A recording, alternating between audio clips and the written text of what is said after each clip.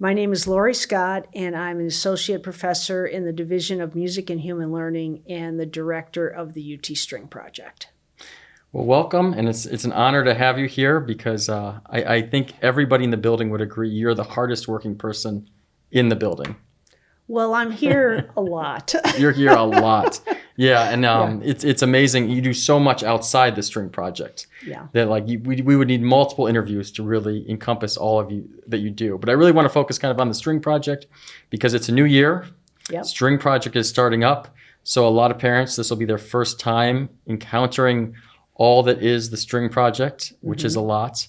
And also you have a new hire, a new administrative person. Really excited about that. So so a lot of things. But why don't you just give a quick background of how you got started with Suzuki Method, with String Project in general? Well, I was actually working on my master's degree at the University of Nebraska in the early 80s, late 70s, early 80s. And I was in a performance degree track, but my mentor there was a string educator. And I was talking to him and I said, I just want to know more about teaching strings. You know, I was really enjoying teaching the tech classes there as a TA, and I had been teaching in schools and stuff. And he said, you need to go to UT Austin.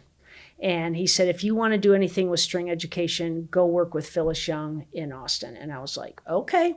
So I drove down to Austin, stupidly in an unair-conditioned 1976 American Motors Hornet. And it wasn't stupid when you left. They had no air conditioning. It was stupid, oh man, when you got I closer was to like, Texas. oh my gosh. And I actually camped at City Park, and I came to UT, and this building was not quite finished, but people were in this building. The practice rooms were all being installed when I got here, and she met me down at the front door and she said, be really careful, we're going to walk around a lot of construction. And she was so proud of being in this new building. And that was like 1980, 81. Can't remember which semester. And she invited me to be part of the String Project as a graduate student. So I moved to Austin the next fall. I was accepted into the PhD program in music education and started working in the String Project. And it was like every day I was just a sponge. I was just soaking up everything I could from her, from the other teachers. And it was an amazing experience. And there was another teacher here at the time named Dr. Judy Palick, who ended up teaching at Michigan State when she finished her degree. And she and I started the preschool program for String Project. That was really exciting. She just kind of let us loose with that.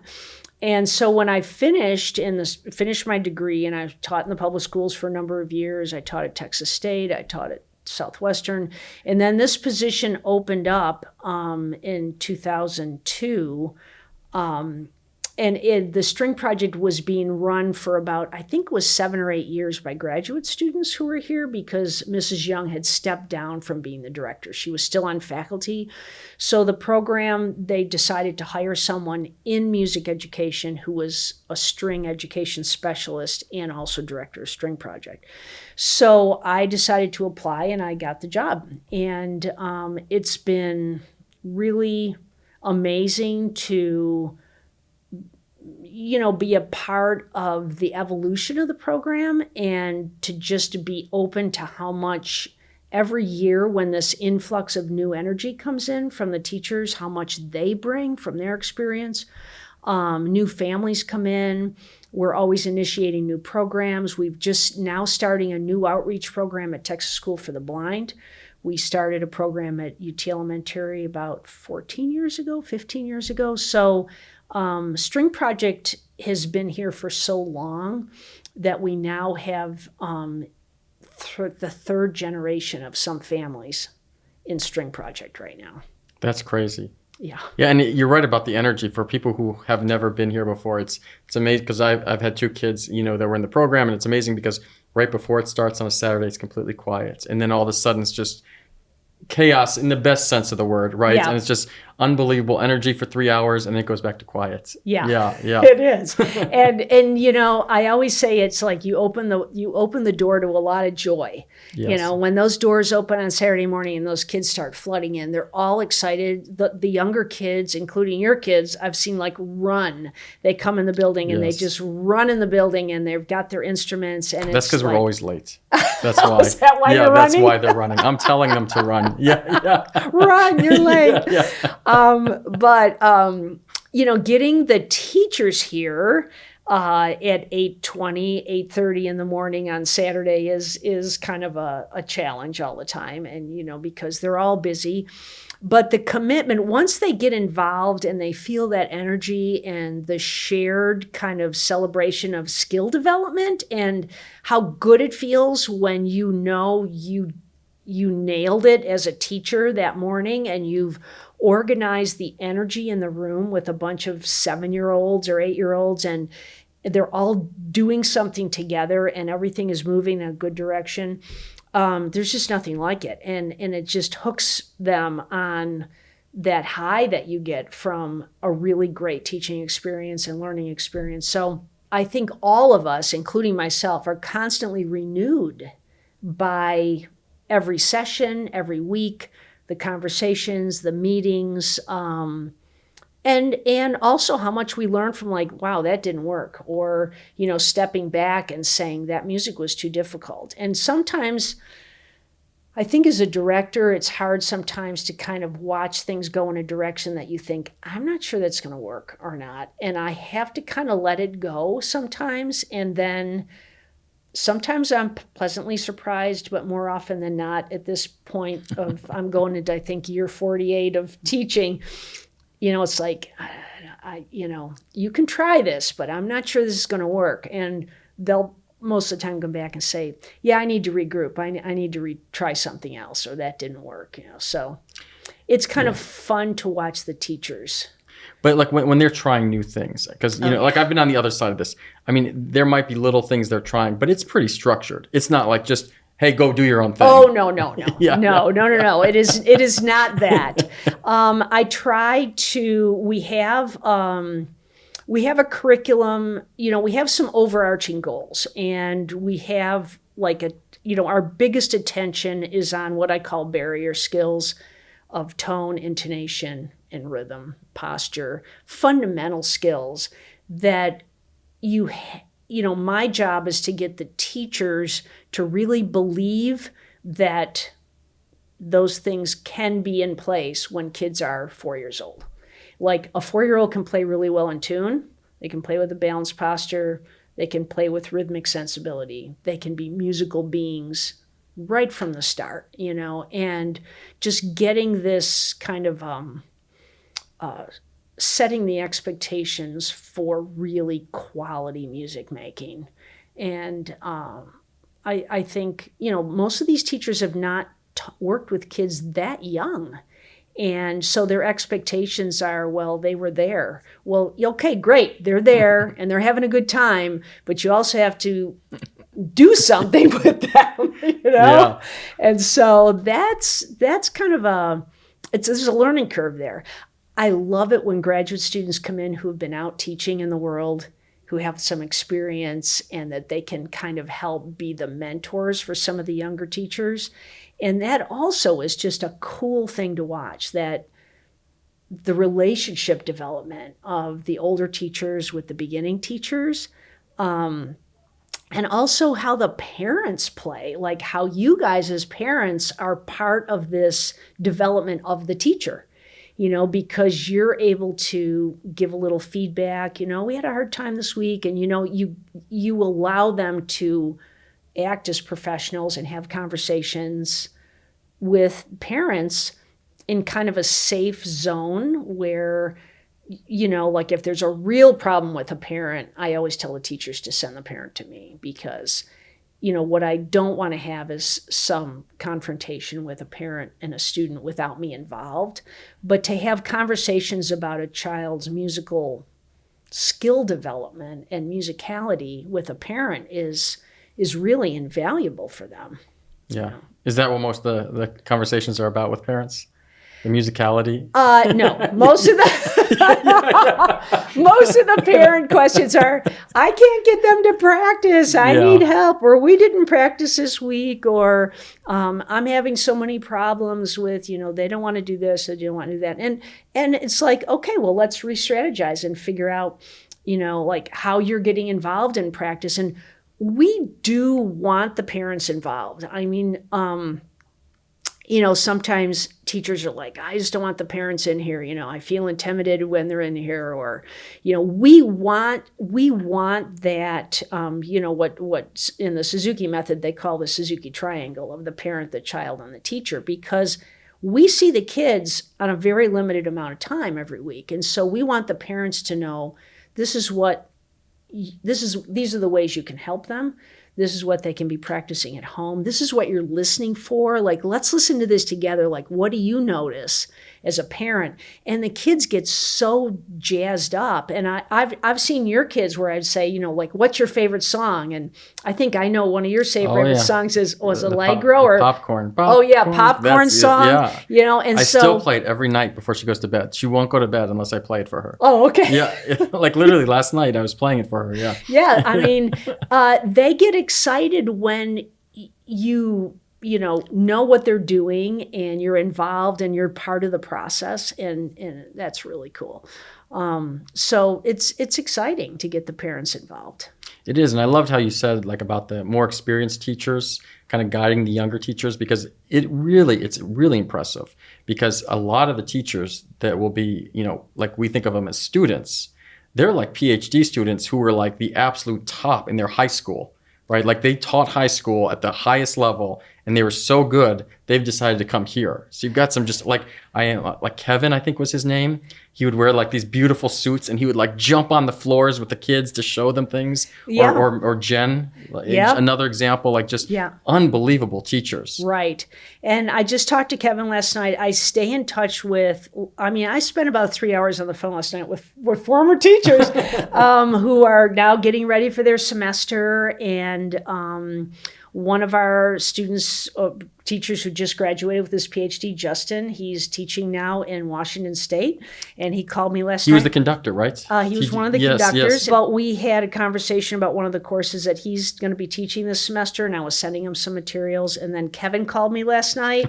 And Kevin wanted to know, he said, well, how many years do you think I should teach before I go back for a master's? And what do you think about this? And what do you think about that? And I like my students so much. And we talked about his feeder program and him teaching high school. And so I'm really stay in touch with so many of the teachers and they communicate with each other. And I tell the teachers that the people that you teach with will be friends. You'll be friends with these people for the rest of your life. I also work a lot to get the teachers to appreciate what a teaching community is. We have it, as adults, we have these communities that we work in where we have colleagues that we can go to and say, hey, I wrote this article, will you read it and give me some feedback? And, so I try to set up situations for the teachers so they can say, hey, I've got this student with a problem and, can you come in and look at this kid's left hand and what would you do in this case, or this parent, or can you check this lesson plan, or what do you think about this piece I want to conduct? And the teachers learn so much from each other and just talking about teaching, and when do we get a chance to do that? Certainly, in their high school, they're not probably talking about teaching with other students, and so for the undergrads that are here to just kind of be immersed in this situation where they're really developing a persona as a teacher. And that's a big deal. It is a big deal. And it doesn't happen overnight. No. Yeah. No. Yeah. No. Yeah. So one thing I want you to talk a little bit about, because this was like a crazy shift for me, is that I think when most parents out there think about music education for their kids, they think, okay, well, in 5th grade, the orchestra teacher's going to come in, right? They're going to pick an instrument and they're going to take a once a week lesson, right? And they might have something at the school, right? And that's kind of the normal track. And String Project is completely different. So talk a little bit about like what age you start, and that it's not just one class you take. It's a whole sequence. It is a sequence, and we started an early childhood program, I don't know, maybe 15 years ago. I can't remember when. But we have a class called Early Childhood Education that we start kids at birth. We've had kids in there as young as 6 weeks. And so Oh, wow. we have 6 weeks to 3-year-olds, and it's a curriculum that's based on the Suzuki Early Childhood curriculum. So we have 2 set lesson plans for that. Then we discovered that, gosh, we've got this curriculum for kids birth to 3, which is a lot of it is teaching the parents how to create a musical environment at home. There are a lot of parents that don't have a good repertoire themselves for singing nursery rhymes, like little games that you would do, rhythm games or clapping games with your kids. What music is available for them to listen to, how to work with them with little rhythm instruments and things like that. So how do you create this musical environment for your kids at home? We're starting our kids, we'd already established starting our beginners at age 4. So we had this gap of 3 to 4-year-old where it was like, ooh, we need something in here. So we added a class called Stepping Stones. So then Stepping Stones, which I think Anastasia was in for a little while. She was for 2 years, I think. Yeah. So Stepping Stones is kind of like that 3 to 4-ish age, where they're doing more music and movement, more singing, jumping around. Like they're actually mobile. It's a lot of fun. There's no I don't want to say there's no rigor, but from the kids' perspective, it's just like playtime. I know there's a lot of learning going on, but the kids love it. Yeah, they love it, and then that really prepares them. First of all, for taking instruction. We do have some kids who haven't been in a structured learning situation like a preschool or something before. So, having fun with music, having the parents watch their children learn something and kind of seeing them as musical beings. And for the teachers, we try to have them notice what's going on musically with the kids that you can point out to the parents, because you may be singing a little song and ask a student to hit a drum or tap a tambourine or a triangle at a certain time. And that's a big deal if you're singing a little song and you want somebody to go ding at a certain time and a kid does it. The parents might not realize that was a big deal, where the teachers can say, did you guys notice that, and or a baby that will be kicking their feet exactly in rhythm with a drum in the baby classes, and the parents might not notice that. So you could say, look at that. Did you notice that? Look how early this is developing. So we're trying to, help the parents understand that this process of creating a child or a child that has this kind of musical understanding and musical sensibility is a long process. So we've got that early childhood piece going on. They're starting their instruments, but we don't start all of our kids at age 4. We also... When you say they're starting their instruments, up at age 4. Yeah, so all the way through Stepping Stones, there's no... there's percussion, but there's no cellos. No cellos. Yeah. So we around age 4 we have that program that I very carefully select teachers for the cadet program. I only allow teachers who have had some very specific training to start students. Either they've had Suzuki teacher training or they've taken a lot of pedagogy classes with me, because getting students started in the right way and setting that foundation for, foundational skills of a relaxed, balanced posture, you have to really be very vigilant about that. And so as soon as kids start going off track with tension or anything like that, it's really hard to undo those things. So we've got this beginning stage of starting young students, but we also have what we call our school age program, where we take kids 5, 6, 10, 12. We've started kids at age 14 in String Project. And that's a little tricky because, you kind of have to fast track them and try to get them with chronologically aged peers and kind of make it right socially for them. But it's possible, and we've done that. So we have our school age program, we have our beginners, and then we have a set of ensembles that they can, work their way through based on skill, and then they go into our orchestras. So right now we have 3 levels of orchestra, elementary, advanced, or elementary, intermediate, advanced orchestra. And it goes all the way through 12th grade, all the way through high school. We try to set up opportunities for the kids as they get older to do something that's a little different than just music theory. We have electives. We've had conducting electives, world drumming for the older kids. Last year we had a music philosophy class, and we had world music.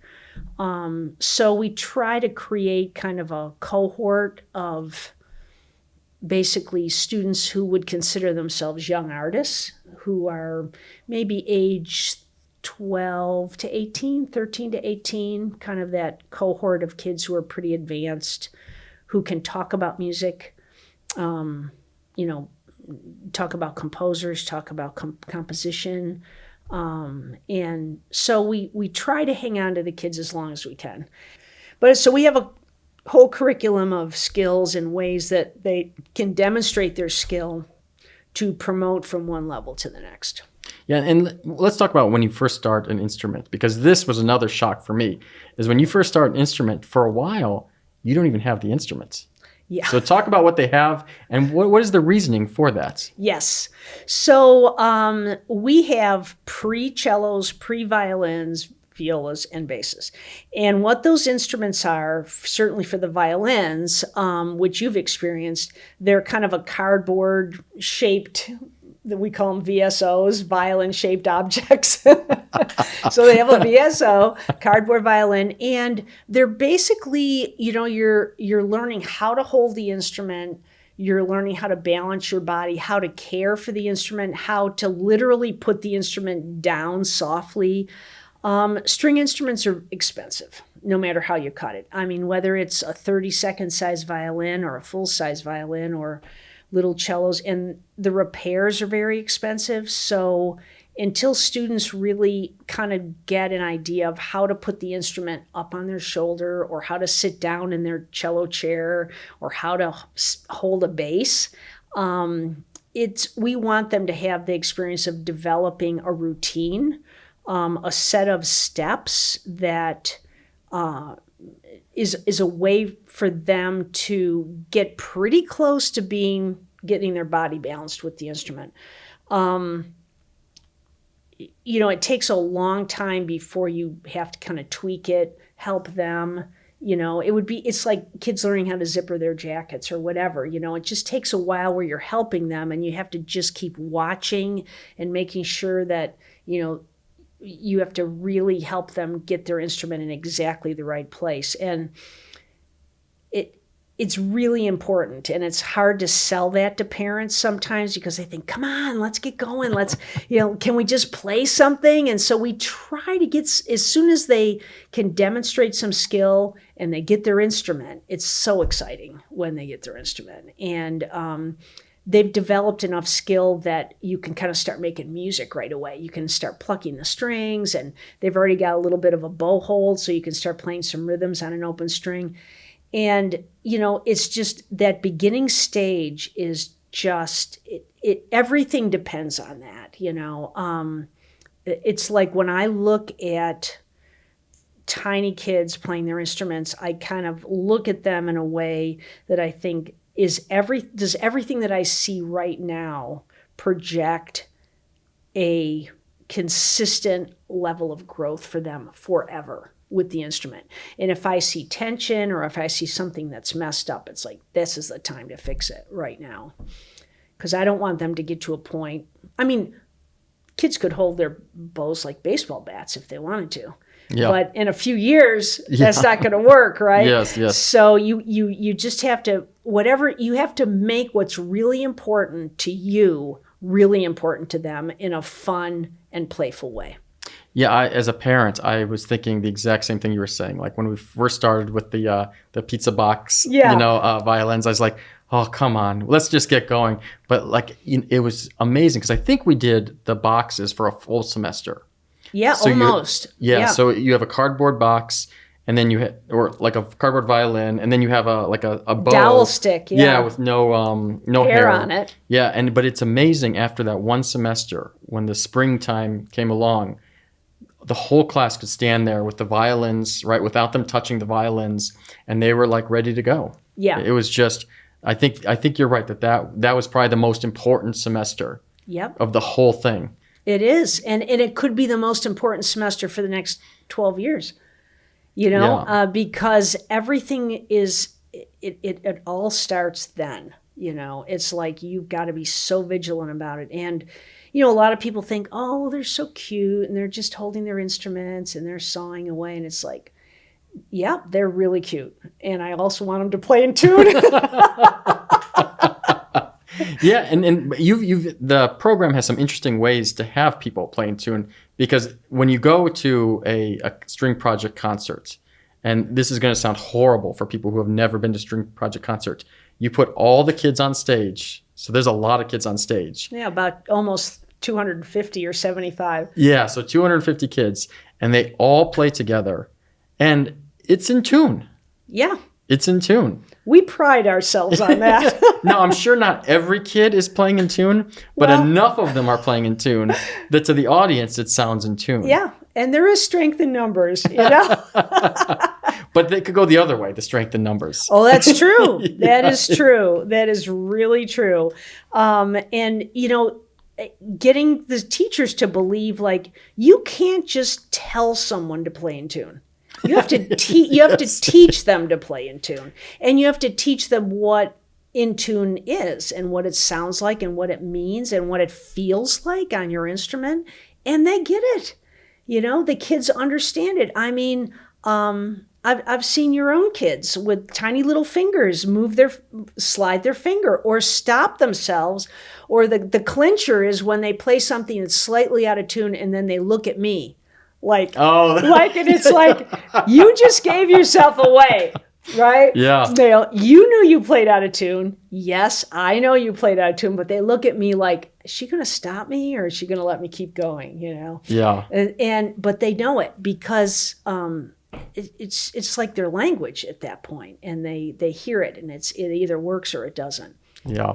Did Margarita share, or like my wife, did she share the video of Anastasia playing in the concert? No, I only I can't wait to see it. Because there was one passage she said she adjusted, and she adjusted on the fly, and I'm like, yes. It's like the best feeling as a parent that they hear it, that they can adjust it, and then it's good to go. It is the duty of a string player. I mean, but I think a lot of what when they're talking about this first semester, if their hands are tight, if they can't adjust, if they're gripping and their bodies aren't balanced, they may hear it's out of tune. But if their body isn't relaxed, by the time they would fix it, then it's too late. So that's what you're watching for all the time, is this idea of flexibility in their bow hands, in their left hands. It's all the foundation for intonation, for every advanced technique. It's all then, So I can't wait to hear it. Yeah. And it's not just the technique and the musicality, but there's also, I think a lot of parents might not know that, when it's like you were saying, at the start they could hold it like a baseball bat. Yeah. But if you don't have good technique, bad things can happen down the road that aren't just bad musically. Like that you can actually injure yourself. Oh, for sure. Which is really common, which is something that like String Project, I'm sure you spend a lot of time discussing, and the people there have all done that, the local teacher at the church maybe knows, maybe doesn't.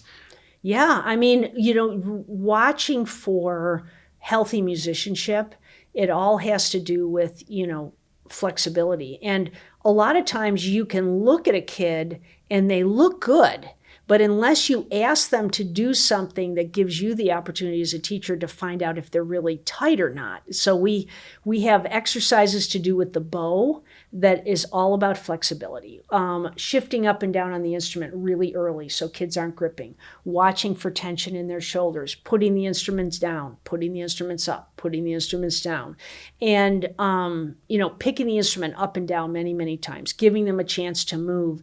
It just you just want to make sure that things are not tight so that they can adjust, they can move, they can do advanced technique, but you have to be a good noticer for sure. Yeah, and very well trained. Like as a parent, I mean, I've sat in so many practice sessions with my daughters, and I mean, there are little things, the wrist, the shoulder. I mean, but like I can't see nearly at the level of like string project teachers. Yeah. Right. So if you're a parent, I mean, it's great to say like, okay, relax, but there's a lot that goes into that. Yeah, that's true. Yeah.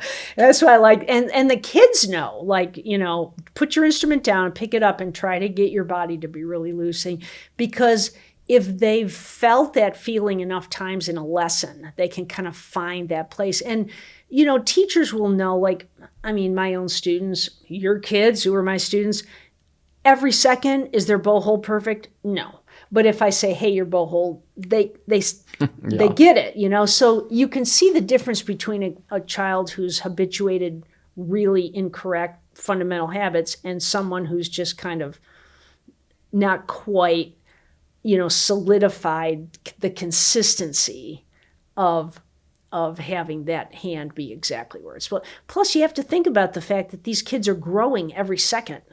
I never thought about that till you just said that right now. You're right. Every day, their hands are changing, and the way the instrument might feel on their shoulder, or the way a little cellist might be sitting, like the distance from their knee to their hip is changing because they're growing all the time, and the instrument is growing. And the instrument, right, and then it's like, let's change instrument sizes, and then we have to go through this whole thing where it's like, okay, this is going to take 2 or 3 weeks for you to adjust to this new instrument size, and so there's a lot that goes into it, of just making sure all the way along that you're so vigilant about, the way they play. Yeah. What they look like and how they feel and what it sounds like, and teaching them what a beautiful tone is, and not being afraid to say, did you like that tone? I mean, I think at some point with maybe it was Anastasia where I said, did you like that tone? And she said, no. I said, I didn't like that tone either, I mean, she's an honest kid. Yeah, I think you can be really honest. It's not... When you say to a kid, your C sharp is too high, you're not saying I don't like you because your C sharp's too high. It's like, unless you do it enough, then it's like that is your job. It would be like allowing a math teacher to let a kid do an equation with the wrong answer and just say, well, maybe it'll get better later. Well, no. Yeah. It's no. If it's out of tune, it's out of tune. If it's not a good tone, it's not a good tone. And even on a tiny instrument, you have to make the best tone you can on a string that's 6 inches long. Yeah. So let's talk a little bit about like logistics, and because I love what you said about the triangle. It's the student, the parent, and the teacher. Yes. But at the start, it's a lot of the parent and the teacher, and the student kind of gets more. So what kind of time commitment should parents expect as far as when they show up for the Saturday? And I think they also do private lessons other times of the week. Right. And then also, what are the expectations with like daily practice? Sure. Well, the parents creating space for consistency is a big thing. I mean, kids are involved in a lot of things, and there's always a choice, like, am I going to do this, or am I going to do that, or am I going to do art, am I going to do music, am I going to do soccer, there's so many activities that kids can do. But the consistency is really important for skill development. And so if the parents can understand that, 5-6 days a week it doesn't have to be that long, but the consistency And the quality of the practice is almost more important than saying, well, today we're going to practice for 2 hours because we didn't practice all week or whatever it is. Yeah. That just doesn't work. Yeah.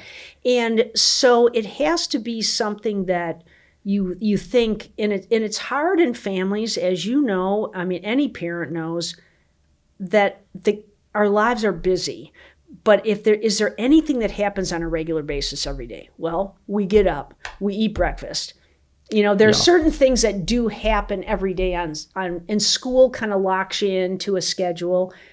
How can we're going to practice right after school, or we're going to practice, like right after you take your bath, or so that whatever the time is. And for the older students, it's like, homework is a real thing, and when the kids say, I couldn't practice because I had homework, I'm not going to say, well, it's not important, or no, you didn't, because they do. It is a lot. So a lot of times I'll say, you know what?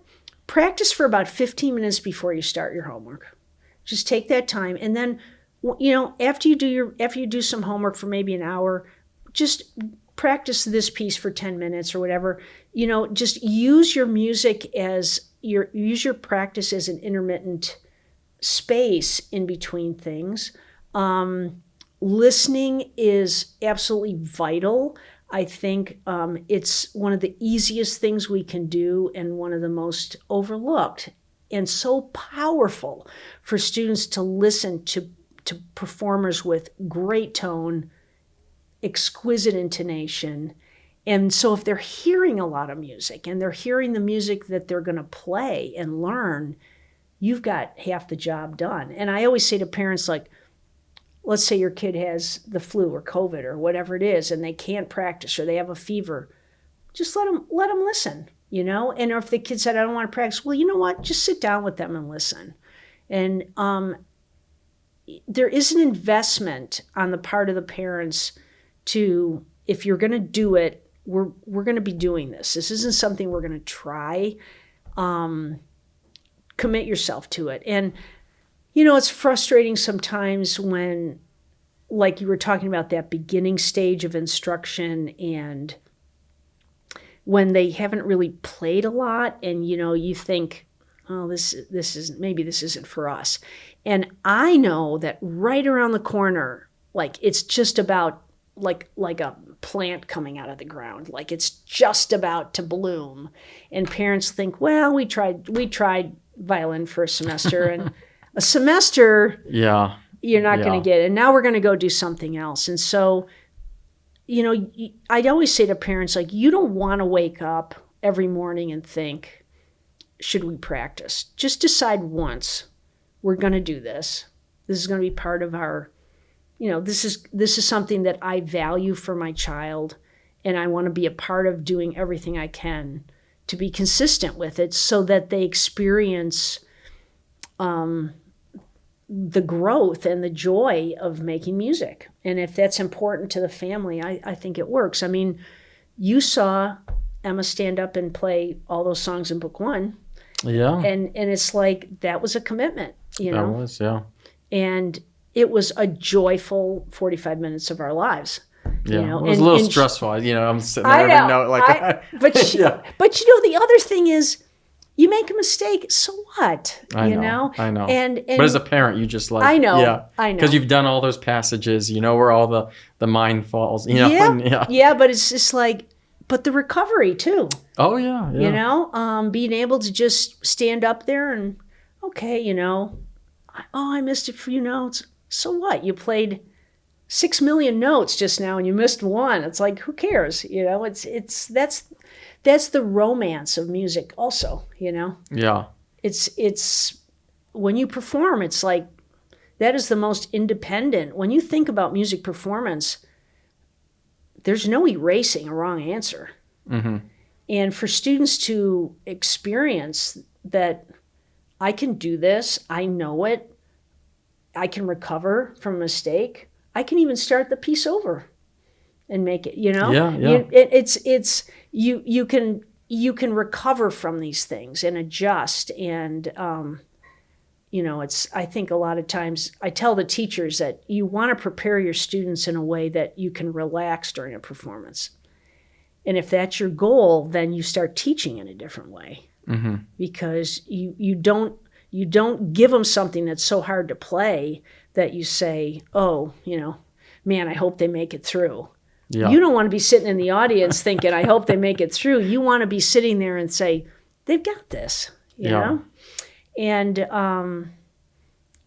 there's so much to learn about teaching from preparing another student to do something, so. Yeah, and you're right about the kids. They get really into it. I mean, they do love the music and they love performing, and they eat it up. I was thinking about you because my kids did the chamber music camp. Yes. And so they have a faculty recital where this, the faculty, and for people listening, they don't play any Suzuki music at this camp. This is just different repertoire. Yeah. And so one of the faculty members said, all right, so now I'm going to play something that, for all of you kids, you're going to love this.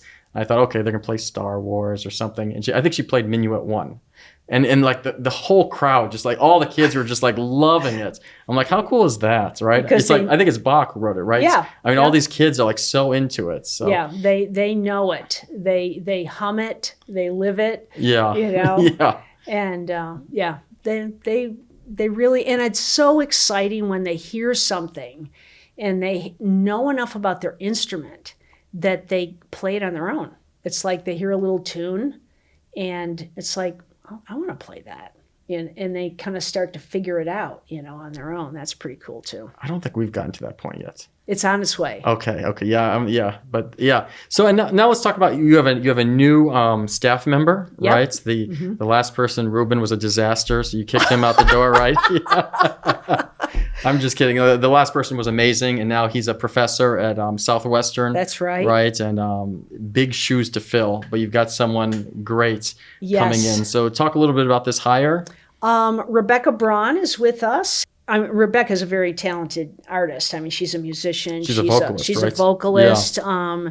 She's a Juilliard grad. She worked in the pre-college program at Juilliard and also at Ball State, so she's got administrative experience. She's married to one of our faculty members, Joel Braun. So she's cool. got that background of knowing some strings, the something spouses, about strings. They drag people in here, right?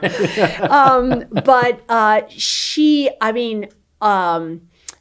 her ability to just kind of look at the program and kind of get it has been incredible. And she's so efficient and so wonderful to work with. And once again, I hit the jackpot. Yeah. So. No, she seems just amazing. And for parents out there, she would be the primary person who's going to be communicating with the parents. Right. Right. For like enrollment questions, she would be the one to go to. Right. Right. Yeah. And I'll put her information in the description below. Yeah. But yeah.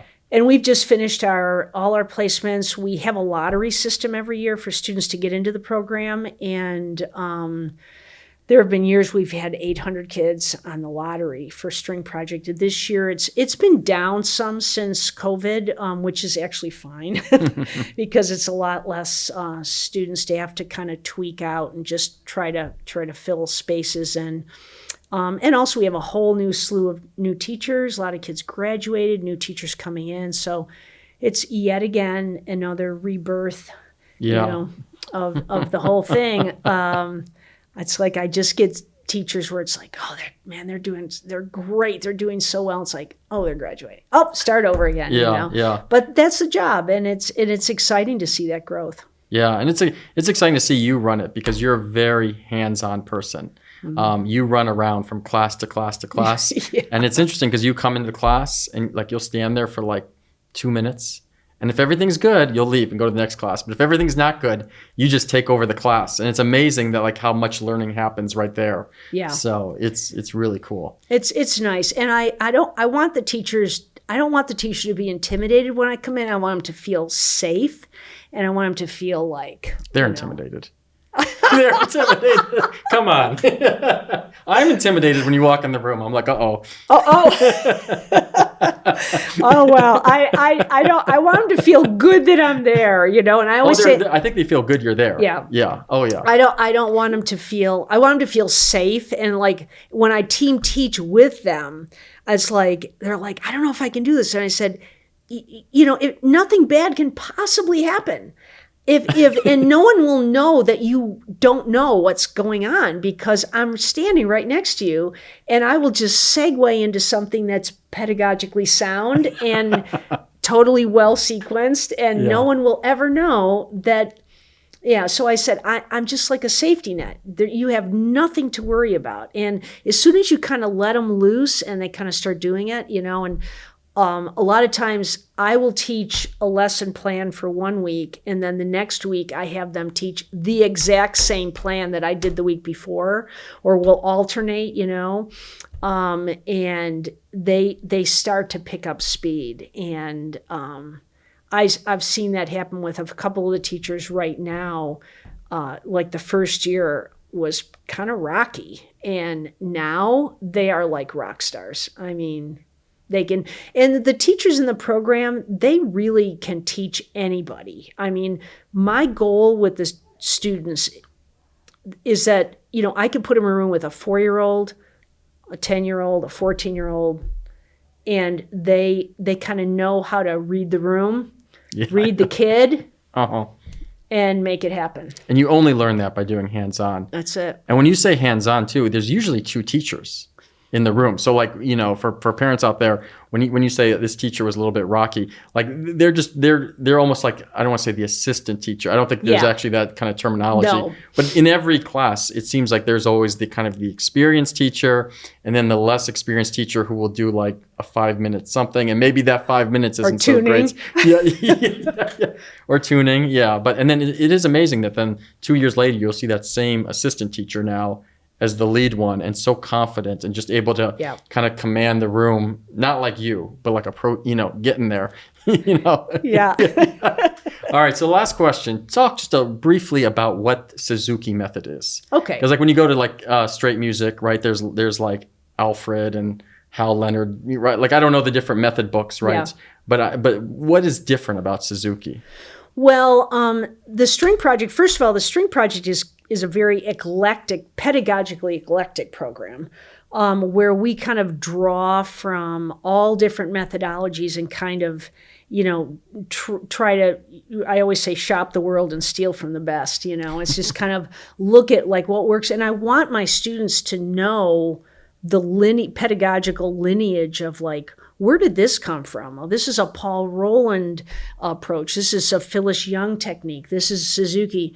But we base a lot of our beginning instruction and our group classes are based on Suzuki literature, which gives us the opportunity for the kids to all play together because they're all learning the same literature. So our beginning ensemble classes are based on that literature.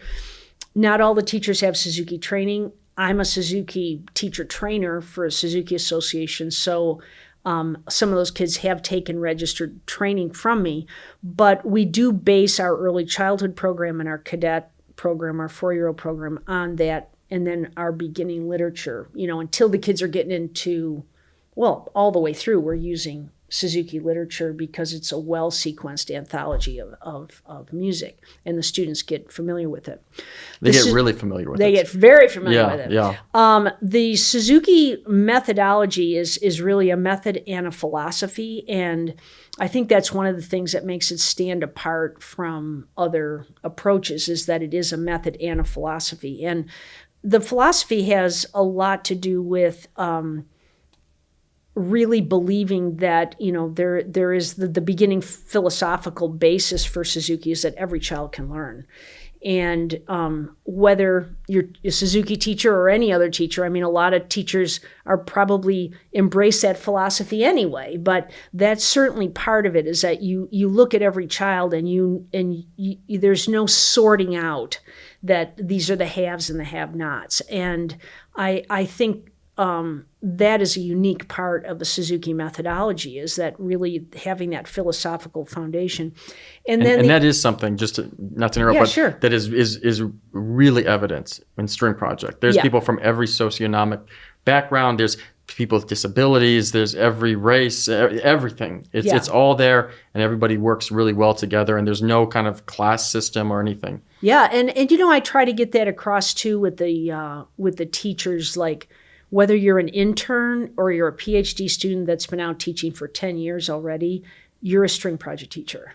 There's not a hierarchy of, like you're all string project teachers. And so for the kids, I've had a lot of parents tell me that string project is the most diverse program that they're in, that it's got the most, all different kinds of kids, different ages of beginners. I might have told you that because I've thought that many times. Oh, really? Yeah. And also we have students with, we always accept kids with disabilities in our program. Any child. We've had students with all kinds of physical challenges, cognitive challenges, behavioral challenges.